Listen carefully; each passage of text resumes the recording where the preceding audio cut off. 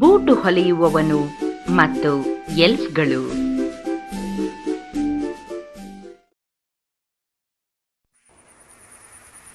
ಒಂದಾನೊಂದು ಕಾಲದಲ್ಲಿ ಒಬ್ಬ ಕರುಣಾಮಯಿಯಾದ ಬೂಟು ಹೊಲೆಯುವವನು ತನ್ನ ಹೆಂಡತಿಯೊಂದಿಗೆ ವಾಸವಾಗಿದ್ದನು.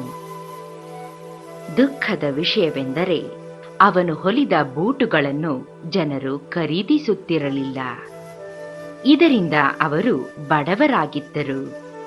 ಅವನ ಬಳಿ ಕೇವಲ ಒಂದು ಜೊತೆ ಬೂಟು ಹೊಲಿಯುವಷ್ಟು ಮಾತ್ರ ಬಟ್ಟೆ ಉಳಿದಿತ್ತು.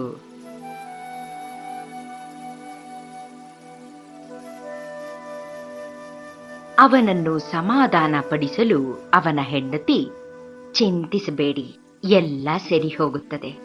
ಬಟ್ಟೆಗಳನ್ನು ಮೇಜಿನ ಮೇಲೆ ಇಟ್ಟಿರಿ, ಬೆಳಗ್ಗೆ ಎದ್ದು ಬೂಟು ಹೊಲೆಯಬಹುದು. ಈಗ ನಿದ್ದೆ ಮಾಡೋಣ ಎಂದಳು.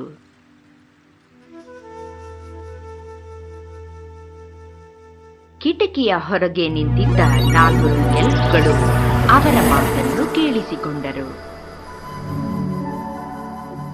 ಅವರಿಗೆ ಆ ಕರುಣಾಮಯಿ ವ್ಯಕ್ತಿಯ ಸ್ಥಿತಿ ನೋಡಿ ಬೇಸರವಾಯಿತು.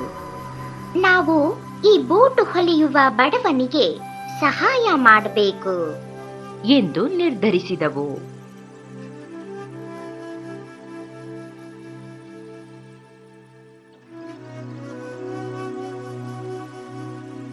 ಬುದ್ಧಿವಂತ ಹಾಗೂ ಪ್ರತಿಭಾವಂತ ಎಲ್ಫ್ಗಳು ಕಿಟಕಿಯಿಂದ ಮನೆಯೊಳಗೆ ಹಾರಿ ಬಂದವು.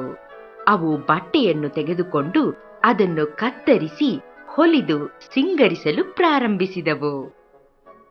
ಬೆಳಗಾಗುವುದರೊಳಗೆ ಅವು ಜಗತ್ತಿನಲ್ಲೇ ಅತ್ಯಂತ ಸುಂದರವಾದ ಒಂದು ಜೊತೆ ಬೂಟನ್ನು ಹೊಲಿದು ಹಾರಿ ಹೋದವು.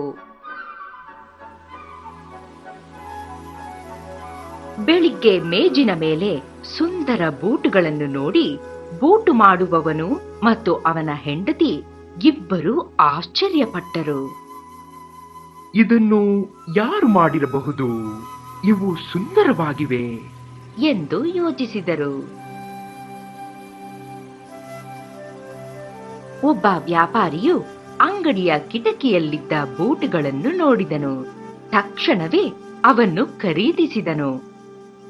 ಅವನು ಬೂಟು ಮಾಡುವವನಿಗೆ ಹಣ ಕೊಟ್ಟನು. ಅದರಿಂದ ಇನ್ನೂ 2 ಜೊತೆ ಬೂಟಿಗೆ ಬೇಕಾಗುವ ಬಟ್ಟೆಗಳನ್ನು ಖರೀದಿಸಲು ಸಾಧ್ಯವಾಯಿತು. ಅಂದು ರಾತ್ರಿಯೂ ಬೂಟು ಮಾಡುವವನು ಮಲಗುವ ಮುನ್ನ ಬಟ್ಟೆಗಳನ್ನು ಮೇಜಿನ ಮೇಲೆ ಇಟ್ಟನು. ಎಲ್ಫ್ಗಳು ಮರಳಿದವು. ಬೆಳಗಾಗುವುದರ ಒಳಗೆ ಅವು ಇನ್ನೂ ಸುಂದರವಾದ 2 ಜೊತೆ ಬೂಟುಗಳನ್ನು ಹೊಲಿದವು. ಇದು ಹಲವಾರು ರಾತ್ರಿಗಳವರೆಗೆ ಮುಂದುವರಿಯಿತು. ಎಲ್ಫ್ಗಳು ಹೊಲಿಯುತ್ತಿದ್ದ ಸುಂದರವಾದ ಬೂಟುಗಳು ಪ್ರತಿದಿನ ಬೆಳಗ್ಗೆ ಬೂಟು ಮಾಡುವವನ ಮೇಜಿನ ಮೇಲೆ ಏರುತ್ತಿತ್ತು.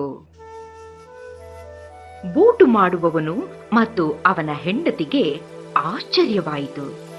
ನಮಗೆ ಸಹಾಯ ಮಾಡುತ್ತಿರುವವರು ಯಾರಿರಬಹುದು? ನಾವು ಅವರು ತೋರಿಸಿರುವ ಕರುಣೆಗೆ ಧನ್ಯವಾದ ಹೇಳಬೇಕು ಎಂದು ಹೇಳಿದರು.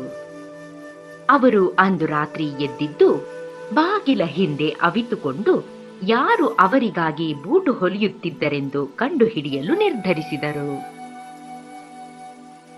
ಅವರು ಕಾಯುತ್ತಿದ್ದಾಗ ಎಲ್ಫ್ಗಳು ಒಳಗೆ ಹಾರಿ ಬಂದದ್ದನ್ನು ನೋಡಿದರು.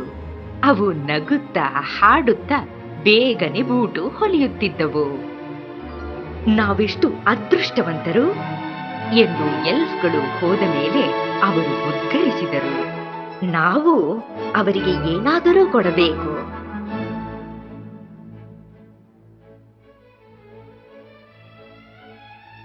ಅವರ ಬಟ್ಟೆಗಳು ಹರಿದಿದ್ದವು. ನಾವು ಅವರಿಗೆ ಹೊಸ ಬಟ್ಟೆಯನ್ನು ಹೊಲಿದು ಕೊಡೋಣ. ಅವರು ಕಷ್ಟಪಟ್ಟು ಹೊಸ ಬಟ್ಟೆಗಳನ್ನು ಹೊಲಿದರು. ಸುಂದರವಾದ ಬೂಟುಗಳನ್ನೂ ಕೂಡ ತಮ್ಮ ಗೆಳೆಯರಿಗೆ ಹೊಲಿದರು.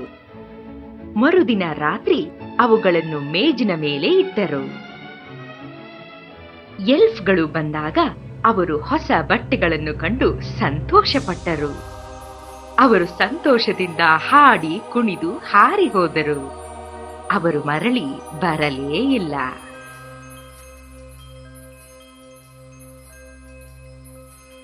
ಬೂಟು ಮಾಡುವವನು ಊರಿನಲ್ಲಿ ಅತ್ಯಂತ ಸುಂದರ ಬೂಟು ಮಾಡಿ ಮಾರುವುದನ್ನು ಮುಂದುವರಿಸಿದನು. ಅವರಿಗೆ ತಮ್ಮ ಕಷ್ಟದ ಸಮಯದಲ್ಲಿ ಸಹಾಯ ಮಾಡಿದ ಎಲ್ಫ್ಗಳನ್ನು ಅವನು ಮತ್ತು ಅವನ ಹೆಂಡತಿ ಎಂದೂ ಮರೆಯಲಿಲ್ಲ.